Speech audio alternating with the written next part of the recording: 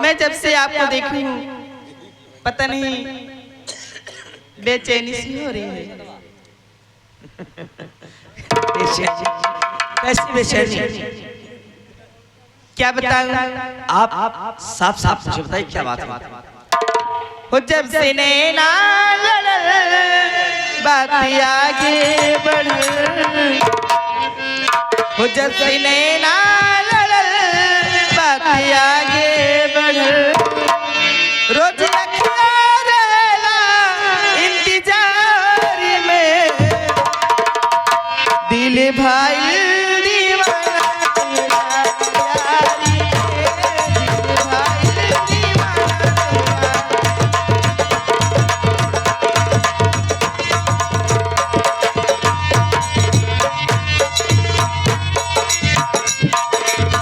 राजकुमार जी, आप आप एक राजकुमार और मैं एक जंगली। आप मुझसे प्यार करेंगे? हाँ, उससे क्या हुआ? लेकिन मैं गरीब हूँ और आप अमीर हैं, ऐसा कैसे हो सकता है? कोई बात नहीं है, मैं आपके साथ रह लूंगी। ठीक है। जब से नैना लड़ल बात आगे बढ़ल, जब से नैना लड़ल बात आगे बढ़ल, रोज अखियाँ रहेला इंतजार में,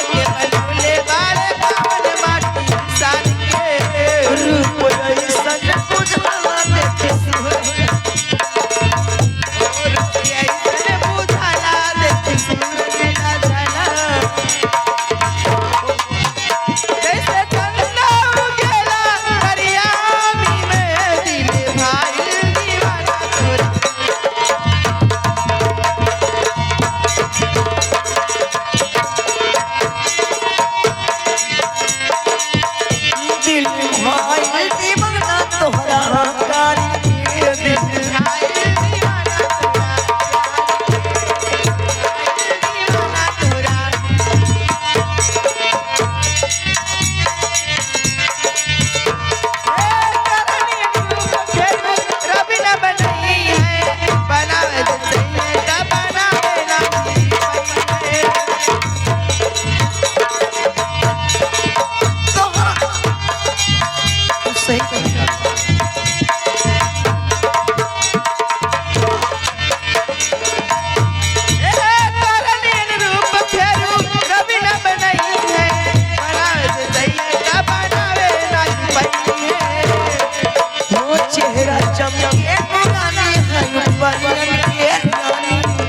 चेहरा